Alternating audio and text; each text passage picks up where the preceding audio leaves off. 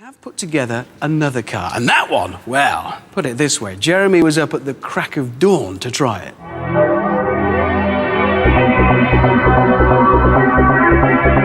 This fabulous-looking two-seater is the MG SV. Now, as Richard said, Rover's not exactly flush with cash at the moment, so this car was designed and engineered by just 6 guys, using whatever they could lay their hands on.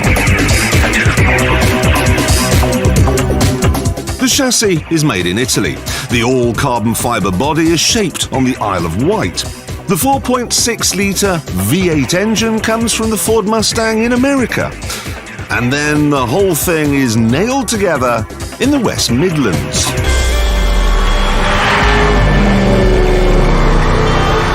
Inside, it's pretty much as you'd expect, hopeless.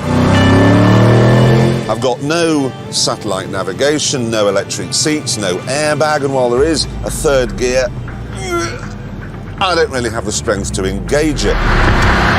Furthermore, this window doesn't go all the way down. As you can see, the anti-lock brakes are broken. There's nowhere to put my left leg. The dashboard looks like I made it, and half the time the dials come over all Longbridge-ish and go on strike.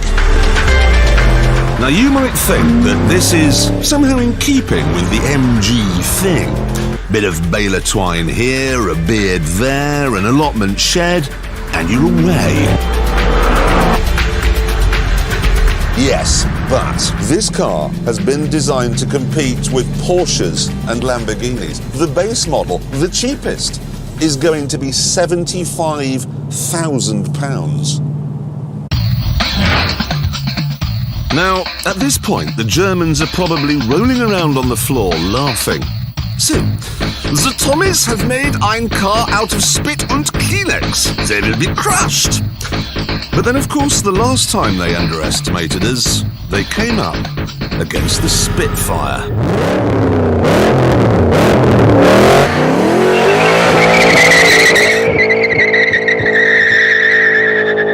Listen to that Merlin soundtrack. This car has one of the world's great engines, a big, gurgling V8 with huge torque and an even huger thirst. Flat out, at 165 miles an hour, this car is using a kilo of fuel every minute. That's jet fighter consumption, but then it goes like a jet fighter. It's got that lightweight carbon fibre body, so it weighs nothing, and you can have as much power as you want. No, really, the standard car, the base model, produces 320 brake horsepower. This one, with a few tweaks, offers up 400, but they will sell you a nitrous kit that takes it up to 1,000 brake horsepower. 1,000! And you needn't worry about the chassis not being able to take that kind of grunt either, because it's poised, it's balanced, but most of all, it is just so much fun! Oh yes! Whoa! Oh, this is just terrific! God, just imagine how good it would be if you could get third. Now, I'd love to say at this point that when you've finished clowning around, it turns into a comfortable cruiser. But it doesn't. It's always a hard-riding, hard-charging, hard-drinking bruiser. And when I say bruiser... I have now finished recording everything I need to say in this car, but, well, no harm in a couple more. Whoa! Ow!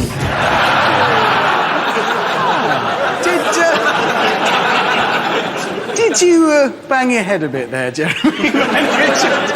That was lovely. In fact, should we watch it again? Let's have another little look at this lovely moment here. Whoa, here we go. Ow. I'm really enjoying that.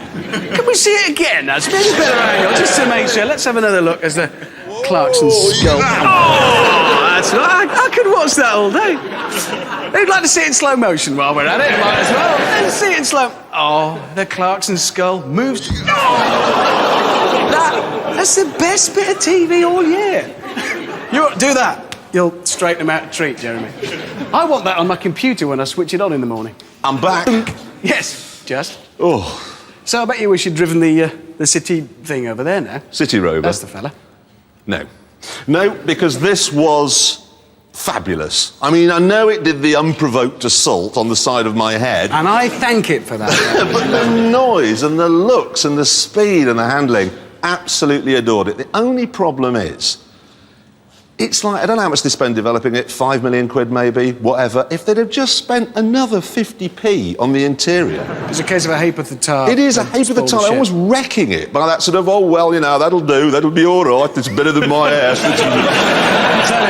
Every penny spent on that bit of carbon fibre right there by your head was money well spent. But it does sound a lot like a TVR in feeling, you know, noisy and different. Yes, except a TVR has got a better interior than this, and actually, I think a TVR will be more reliable. Just how bad was that knock on the head? You are still concussed. At £75,000 for this as well. I mean, TVR's going to be cheaper. 75 grand. I know, you'd have to knock your head. Yeah. No, it still doesn't make... Do it again, keep going. And then... Oh, yes, there we go. Oh, I want both of them now. You really would have to knock yourself senseless to pay for that. Unless, of course, it turns out to be really quick round the track. If it can go around quicker than a Porsche GT3 or a BMW CSL, then it would be worth that kind of outlay. So literally, its future is hanging by a thread on how it does on our track. It's hanging in the balance, and we will find out how it does later on in the programme. But is it? Earlier on, I tried the MG SV, and we reckoned that it would be worth £75,000 if it could go out on our track and give the Germans a bloody nose. So, let's fire him up. Colonel Fotherington Digby Stigby. So, with the very greatness of Britain resting on his shoulders, the Stig is away. Now, the track is dry today, so the MG has the best possible chance to give Fritzy a good drubbing. That is German music! The treacherous Stig's listening to Beethoven! Although he probably knows it simply as the tune from the IBM ad. It looked ragged out of Chicago there. What about Hammerhead? Ooh, understeer on the way in there. And then, what have we got? A little bit of oversteer. This isn't all that brilliant, must be honest.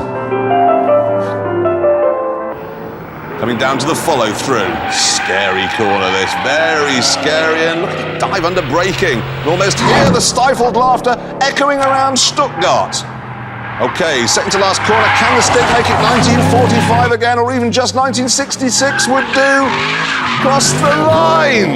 Now, this is what it's really got to be. Yep. M3 CSL, 1 minute 28. Very dead. quick. 911 GT3, 127.2, and they were done on wet tracks. Yeah.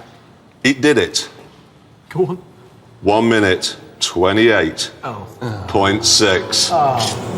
The Spitfire has lost to the Messerschmitts. Oh. So how about this for an idea? We put some nitrous on it and have a rematch. Yes? Yeah. That's a good idea. We'll do that one day. For now, good night.